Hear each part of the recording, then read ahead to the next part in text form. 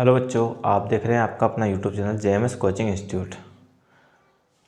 हम कक्षा 10वीं मैथ्स NCERT सॉल्यूशन कर रहे हैं, जिसका हमारा आज का टॉपिक है एक्सरसाइज 3.3 के जो एग्जाम्पल है वो करेंगे। 3 एग्जाम्पल है, उनको आज सॉल्व करेंगे और अगले क्लास में हम एक्सरसाइज 3.3 को सॉल्व करेंगे। इसके पहले हम एग्जाम्पल और एक्सरसाइज के क्वेश्चन 3.2 तक सारे करवा चुके हैं। पहला, दूसरा, तीसरा चैप्टर तीनों कंप्लीट हो चुके हैं। तो आप वीडियो को वॉच कर सकते हैं, पुरानी वीडियो को। इस तरह से हम आपको स्टेप बाय स्टेप हर एक टॉपिक, हर एक चीज़ों को क्लियर करवा रहे हैं, तो आपका मैथ्स पूरा कंप्लीट हो जाएगा। अगर वीडियो अच्छी लगे तो लाइक से सब्सक्राइब जरूर करें। देखें, आज का हमारा पहला एग्जाम्पल है एग्जाम्पल नंबर 8। ठीक है, क्या दो व्यक्तियों की आय का अनुपात 9:7 है और उनके खर्चों का अनुपात 4:3 है। यदि प्रत्येक व्यक्ति की प्रति महीने में 2000 रुपये बचा लेता है, मतलब हर एक व्यक्ति एक महीने में 2000 रुपये बचाता है, तो उसकी मासिक आय ज्ञात करना है, वो कितना कमाता है। ठीक है ना। तो देखें, आप कभी भी आपको इस तरह का अनुपात में अगर दिया जाता है तो अनुपात के साथ अपन एक चार राशि मानेंगे, इसके साथ और इसके साथ। ठीक है, तो किस तरह से हम सोल्व करेंगे, तो देखो, आप पहले तो हमें समझ में आना चाहिए 3 चीज़ें आपकी। एक तो आय है, आय, फिर है व्यय, है ना। व्यय मतलब खर्च, खर्च बराबर आपकी क्या है, बचत, है ना। अगर आय में से खर्च को हटा देते हैं तो क्या निकल आती है, बचत निकल आती है। कैसे निकल आती है, जैसे मान लो आप 100 रुपये कमाते हो, उसमें से 40 रुपये खर्च करते हो, तो आपने बचाया कितना, 60 रुपये आपने बचा लिया। 100 रुपये कमाते हो, 40 खर्च कर दिया, तो कितना बचाया, 60 रुपये आपने बचाया। इस तरह से आपका टोटल आय जो आप कमाते हो, खर्च जितना उसमें से खर्च करते हैं, और जो खर्च करने के बाद जो बच जाती है वो राशि क्या कहलाती है, आपकी बचत कहलाती है। ठीक है, इन 3 चीज़ों को हम अच्छे से समझेंगे। तो सबसे पहले हमें मानना पड़ेगा, मानेंगे क्या वो देखें आप, है ना। क्या मानेंगे, हल करेंगे।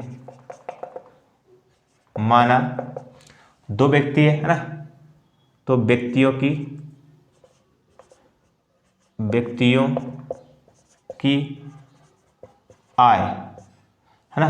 व्यक्तियों की आय हमने मान ली कितनी, 9 अनुपात में थी, तो 9x और कितनी, 7x और 7x, तथा ये तो हमने आय मान ली, अनुपात आय का अनुपात दिया था 9 और 7, तो हमने उसकी आय मान ली। पहले व्यक्ति की आय कितनी, 9x है, और दूसरे व्यक्ति की आय कितनी है, 7x है। और उनका खर्च, है ना, तथा खर्च पहले व्यक्ति का अनुपात कितना है, 4 दिया है, तो 4y और क्या है, 3y, क्योंकि क्या दिया है, 4:3 दिया है, तो 3y है। ये हमने मान लिया। क्या उनकी आय कितनी है, 9x और 7x। पहले व्यक्ति की आय 9x है और पहले व्यक्ति का खर्च कितना है, 4y, और दूसरे व्यक्ति की आय कितनी है, 7x है, और दूसरे व्यक्ति का खर्च कितना है, 3y। ठीक है, अब देखो 2 शर्तें दी हैं। देखो किस तरह से, कि यदि प्रत्येक व्यक्ति प्रति महीने में कितना है, 2000 रुपये बचाता है। ठीक है, तो हम लिखेंगे पहले व्यक्ति, है ना, सबसे पहले फर्स्ट की बात करते हैं, तो पहली शर्त, क्या लिखेंगे, पहली शर्त क्या, कि पहला व्यक्ति, है ना, पहला व्यक्ति कितना बचा रहा है आपका, 2000 रुपये। तो पहले व्यक्ति की आय कितनी है, 9x, और खर्च कितना है, 4y। और हमें पता है आय में से खर्च को घटाते, जितना आप कमाते हो उसमें से आपने जो खर्च किया वो घटा दिया, तो क्या आ जाती है, आपकी बचत आ जाती है। तो बचत कितनी है, पहले व्यक्ति की 2000 रुपये। ठीक है ना।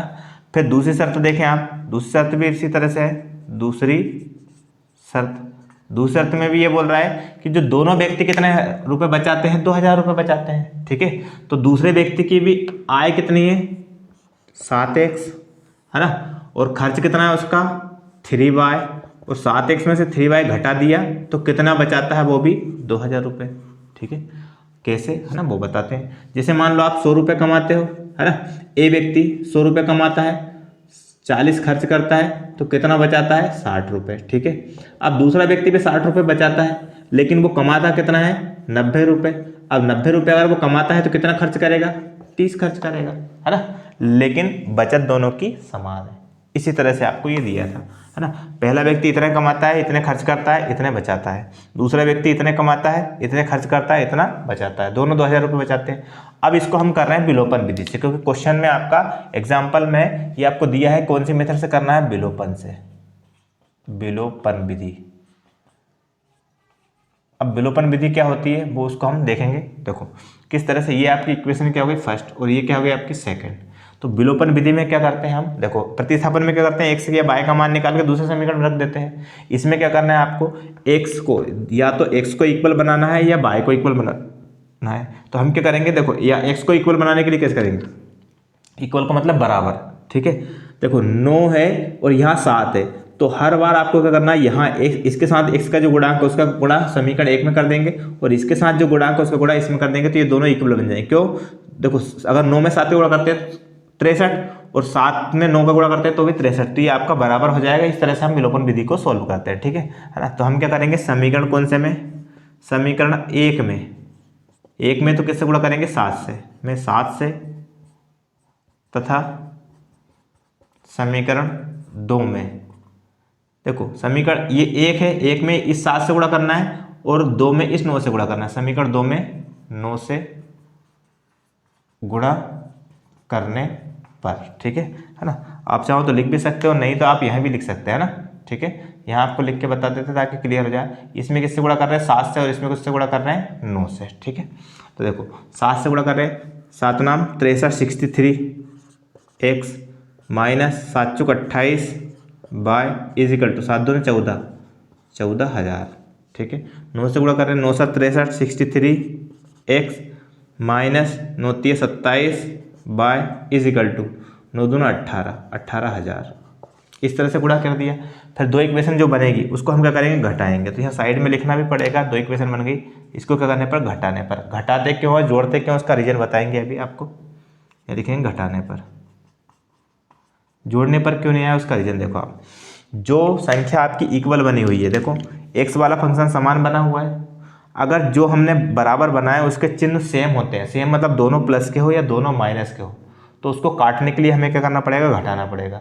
लेकिन जो संख्या सेम बनी हुई है, जैसे मान लो 63 और 63 ये भी है आपका, एक पहले से माइनस का होता और एक प्लस का होता, तो हमें क्या करना पड़ता है, जोड़ना पड़ता, ठीक है। बस इतना ध्यान रखें कि जो जिसको हम इक्वल बना रहे हैं वो अगर सेम चिन्ह का है तो हमें घटाना पड़ेगा, और अपोजिट चिन्ह का है तो हमें जोड़ना पड़ेगा।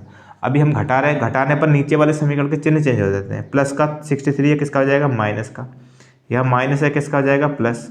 ये प्लस का 18,000 है, किसका हो गया, माइनस का। अब देखें आप इसको, ये प्लस का ऊपर वाला, नीचे वाला माइनस का कैंसिल, ये माइनस का और ये प्लस का घटेगा, है ना। एक माइनस का और ये नीचे वाला चिन्ह चेंज हो गया, किसका हो गया आपका, प्लस, माइनस का था प्लस का बन गया, घटेगा। लेकिन बड़ा नंबर माइनस का चिन्ह आएगा, माइनस का। 28 में 27 घटा कितना बचा, एक बाय, मतलब बाय बचा।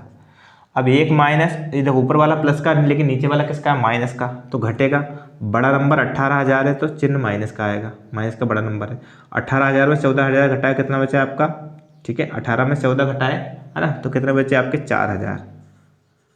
कितना बचे आपके, 4,000। माइनस से माइनस कैंसिल हो गया, तो बाय का मान कितना आ गया आपका, 4,000, ठीक है। इस तरह से बाय का मान आया।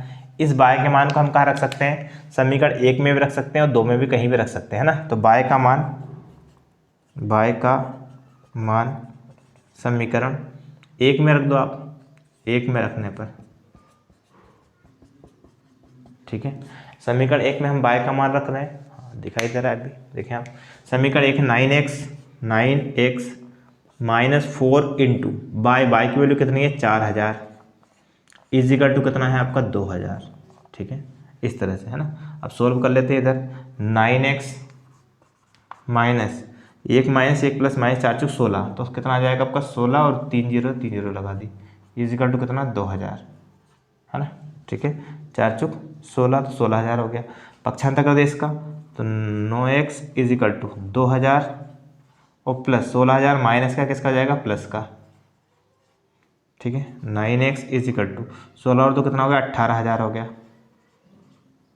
ठीक है। x का मान निकालेंगे तो 18,000 गुणा में 9 है, भाग में चला जाएगा, तो x से बराबर कितना आ गया, 9 से काटा 9 दूना 18 और 0 और 0 0, ठीक है, 3 0। 9 से काटेंगे तो कितना आ जाएगा आपका, 2,000 आ जाएगा।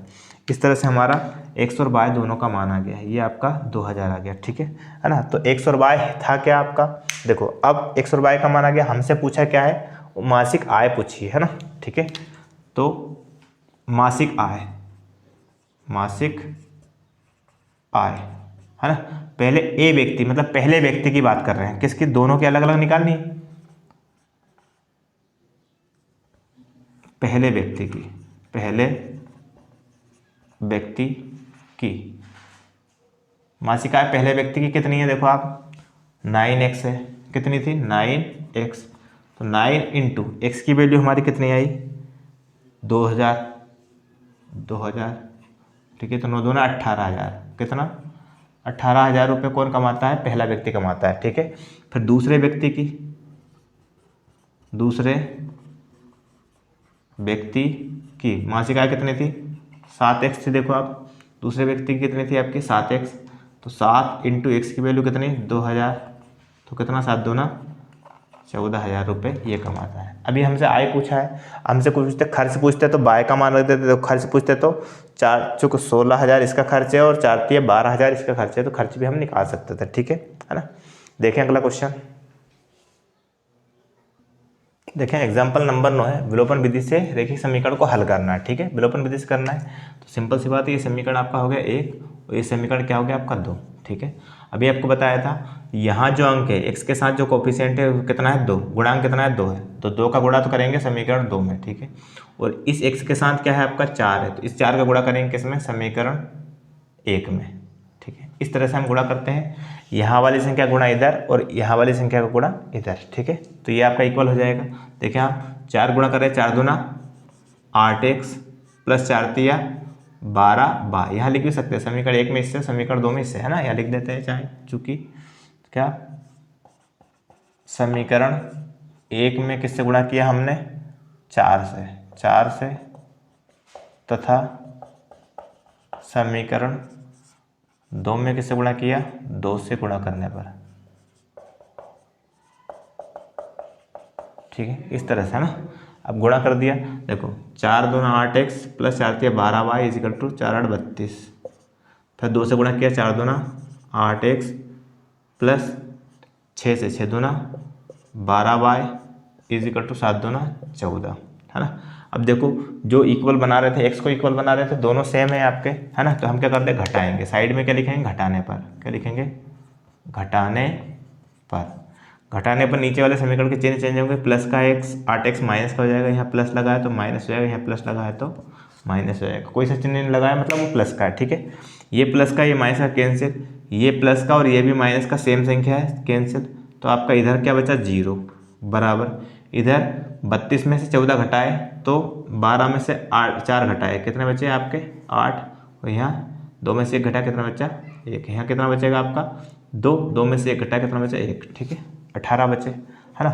अब क्या 0 18 के बराबर हो सकता है, असंभव है, जो कि क्या है असंभव है, जो कि क्या है संभव नहीं है, संभव नहीं है, क्या संभव नहीं है, क्या 0 18 के बराबर है, देखो यहाँ जिसका मान निकाल रहे वही गायब हो गया आपका, और 0 किसके बराबर 18 के बराबर पॉसिबल है क्या, है ना, 0 0 के बराबर होगा, दोनों जगह 0 आना चाहिए था, लेकिन 0 किसके बराबर 18 के बराबर, ये पॉसिबल नहीं है, तो हमने लिखा कि जो कि संभव नहीं है, संभव नहीं है, इसलिए इसका कोई हल नहीं होगा, है ना। तो हम लिख सकते हैं अतः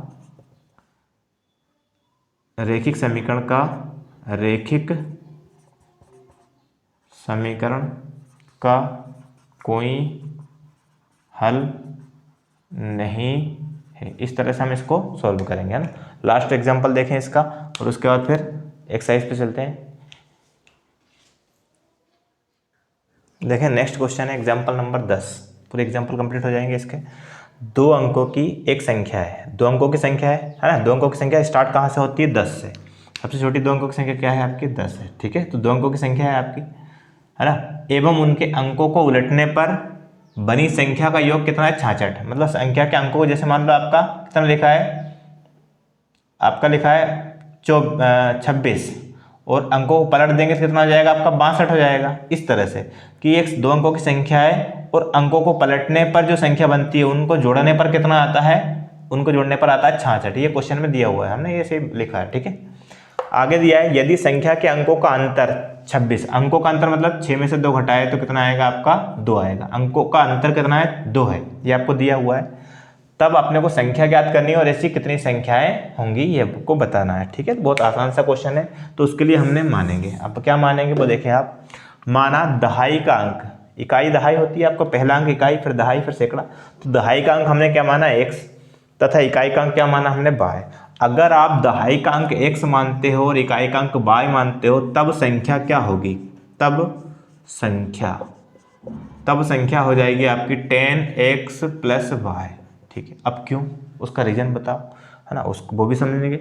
और अगर हम इकाई का अंक y मान लेते, सॉरी x मान लेते और दहाई का y मान लेते तब क्या होती। देखो आप, इकाई का अंक कितना है y, तो y के साथ कोई सा भी अंक नहीं होना चाहिए, ठीक है। और दहाई के अंक के साथ किसका 10 से मल्टीप्लाई होता है, क्योंकि जैसे आपका लिखा है मान लो 56 लिखा है, तो 56 में इकाई का अंक कितना है 6 प्लस 5 इंटू दहाई के अंक के साथ किसका गुणा हो रहा है 10 का। देखो 10 इंटू 5 50 प्लस 6 कितना हो गया आपका 56 हो गया। इसलिए हम जो भी दहाई का अंक रहेगा, जो भी आप दहाई का अंक मानोगे उसके साथ किसका गुणा करना है 10 का गुणा करना है, क्योंकि 2 अंकों की सबसे छोटी संख्या क्या होती है 10 होती है, ठीक है। 10 से गुणा करना है और फिर उसमें इकाई का अंक जोड़ देना, तो वो संख्या बन जाएगी। तो वही हमने यहाँ किया है कि दहाई का अंक कौन सा है x है, तो x के साथ किसका गुणा किया 10 का गुणा किया, प्लस उसमें इकाई का अंक जोड़ दिया। देखो 56 बनाने के लिए दहाई के अंक में हमने किससे गुणा किया 10 से, और उसमें इकाई के अंकों का कर दिया हमने प्लस कर दिया, तो आपकी संख्या बन गई। इसी तरह से हम सॉल्व करते हैं, ठीक है। या इसका उल्टा अगर हम मान लेते, देखो वो भी बता देते हैं, अगर आप मान लेते कि इकाई का अंक, ये इसको y मान लेते और इसको क्या मान लेते x, तब संख्या क्या हो जाती है आपकी 10y + x होगी। संख्या क्या होगी 10y + x, क्योंकि हमने इकाई का अंक क्या माना x, तो इकाई का अंक खाली रहेगा। और दहाई का अंक का मान अगर हमने y मानते तो दहाई के साथ किसका गुणा होगा 10 का गुणा होगा। बस ये ध्यान रखना है, जो आपने दहाई का अंक माना उसके साथ 10 का गुणा कर दो और उसमें इकाई का अंक जोड़ दो, संख्या निकल आएगी, ठीक है। तो वही हमने माना। अब देखो पहली शर्त, 2 शर्तें दे रहे हैं, है ना। पहली शर्त क्या बोल रहा है वो देखें आप।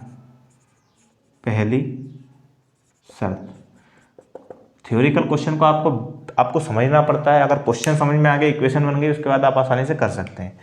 2 अंकों की संख्या एवं उनके अंकों को उलटने पर बनी संख्या का योग कितना है 66। मतलब क्वेश्चन बोल रहा है कि 2 अंकों की संख्या कौन सी है आपकी 10x + y, ये, और उसके अंकों को उलटने पर बनी संख्या। अंकों को उलट देते हैं, तो देखो अंकों कैसे उलटेंगे, इकाई का अंक दहाई बन जाएगा और दहाई का अंक इकाई बन जाएगा, तो 10 के साथ तो y आ जाएगा और प्लस x अलग हो जाए। क्यों, अंकों को जब पलटते, जैसे आपका 56 है, इसमें ये इकाई है और ये दहाई है, और इसको पलटेंगे तो 65 हो जाएगा। इसमें ये इकाई हो जाएगी और ये दहाई हो जाएगी, बिल्कुल अलग हो जाएगा, ये इकाई और ये दहाई। अब देखो इसमें इकाई कितना था 6, इसमें इकाई कितना है आपका 5, इस तरह से, है ना। तो संख्या कौन सी है, अगर अंकों को पलट देते हैं तो ये y इधर आ जाएगा x की जगह पर, x कहाँ चला जाएगा y की जगह पे, और इनका योग क्वेश्चन में दिया है, अंकों को पलटने पर बनी जो संख्या है उनका योग, जो संख्या वो प्लस अंकों को पलटने पर बनी संख्या का योग कितना है 66, ये क्वेश्चन में दिया हुआ है, ठीक है। अब सोल्व कर लेते हैं। 10x + x कितना हो गया 11x, प्लस ये 1y और ये कितना आपका 10y, कितना हो जाएगा आपका 11y = कितना 66। छोटा करना है इसको, तो इसमें 11 से पूरे समीकरण में भाग दे दो, पूरे समीकरण में भाग देने पर, क्यों भाग दे रहे, क्योंकि दोनों पूरे में भाग चला जाएगा और आप छोटा हो जाएगा। 11 से भाग देंगे तो यहाँ बचेगा x, प्लस यहाँ 11 से भाग देंगे क्या बचेगा आपका y = आपका कितना होगा 66 में 11 से भाग देंगे 11 × 66 6 जाएगा। इक्वेशन क्या हो गई आपकी सेकंड, पहली शर्त से। अब दूसरी शर्त देखो आप, दूसरी शर्त क्या है आपकी, यदि संख्या के अंकों का अंतर कितना है 2, अंकों का अंतर मतलब एक संख्या x है और दूसरी क्या है y है, अंतर मतलब माइनस, बराबर कितना है 2। एक इक्वेशन तो ये बन सकती है ना, या ठीक है, ये समीकरण क्या हो गया 2, या इसको ऐसा भी लिख सकते हैं, कैसे, अंकों का अंतर बोला गया, इसने ये नहीं बोला है कि कौन सा अंक बड़ा है कौन सा अंक छोटा है। तो ऐसा भी तो हो सकता है कि y बड़ा हो और x छोटा हो, तो y - x बराबर भी तो हो सकता है। इक्वेशन क्या होगी आपकी थर्ड, बात समझना, या तो x माइनस वाई बराबर 2, इक्वेशन दूसरी शर्त के हिसाब से अंकों का अंतर 2 है, तो या तो x में से y घटाएंगे तब भी 2 आ सकता है, या y में से x घटाएंगे तब भी 2 आ सकता है। क्यों? क्योंकि हमें नहीं पता कि कौन सा अंक बड़ा है कौन सा छोटा है। हमें ये पता है इकाई का ये है ना, ठीक है, इकाई का ये है और दहाई का ये है, ठीक है, छोटा बड़ा नहीं पता है तो कोई बात नहीं। तो दोनों इक्वेशन से सोल्व कर सकते हैं। इसके साथ इसको देखो, पहले के साथ इसको सोल्व करोगे तो भी आंसर आएगा और दूसरे के साथ करोगे तो भी आंसर आएगा। तो हम इसको बस लिख ही रहे हैं, इसको सोल्व नहीं कर रहे हैं, हम पहले और दूसरे को सोल्व कर रहे हैं। तो देखो समीकरण 1 और 2 को देखेंगे। देखो समीकरण 1 और 2 दोनों में आपका x तो सेम चिन्ह का है, अगर इसको काटना है तो घटाना पड़ेगा। लेकिन देखो y यहाँ आपका प्लस का है और y किसका है, यहाँ माइनस का। सेम दिख रहा है लेकिन चिन्ह के अपोजिट है, और इसको काटना है तो हमें क्या करना पड़ेगा, जोड़ना पड़ेगा। तो हम चाहें तो समीकरण 1 और 2 को घटा भी सकते हैं और जोड़ भी सकते हैं। तो समीकरण 1 प्लस 2 प्लस समीकरण 2, है ना, क्या कर रहे हैं, समीकरण 1 और 2 को प्लस कर रहे हैं। क्यों प्लस कर रहे हैं उसका रीजन बताते हैं। देखो x प्लस वाई बराबर कितना था 6, और x माइनस वाई बराबर कितना है आपका 2। अगर हम प्लस करेंगे तो y से y कैंसिल हो जाएगा, x का मान आ जाएगा। आप माइनस करते हो तब भी आंसर आएगा, x का मान x कट जाएगा, पहले y का मान आएगा, है ना। तो दोनों कर सकते हैं। जोड़ रहे हैं, जोड़ने पर चिन्ह चेंज नहीं होते हैं। ये 1x और 1x कितना हो गया, 2x हो गया, प्लस का y और माइनस का y कैंसिल हो गया, बराबर 6 और 2 कितना हो गया 8। x का मान निकालेंगे तो 8 और 2 गुणा वाला कहाँ जाएगा, भाग में चला जाएगा। तो x बराबर कितना हो जाएगा, 2 चुक 8, 4 आ गया। एक अंक आ गया आपका 4। अब इस x का मान कहाँ रख दें हम, समीकरण 1 या 2 कहीं भी रख सकते हैं। तो x का मान समीकरण 1 में रख दें, 1 में रखने पर, ठीक है, समीकरण 1 में रख रहे हैं। समीकरण 1 ही है आपका x प्लस वाई बराबर कितना 6, इसमें x का मान 4 रख रहे हैं, प्लस y ऐसा कैसे बराबर कितना 6। तो कितना हो जाएगा आपका y बराबर 6 माइनस 4, तो y का मान आ जाएगा आपका 2, ठीक है। तो हमारे अंक तो आ गए, इकाई का अंक कितना आ गया आपका 2 और दहाई का अंक कितना आ गया आपका 4। तब हमसे पूछा है संख्या ज्ञात करना है और ऐसी संख्याएं कितनी होंगी, है ना। तो तब संख्या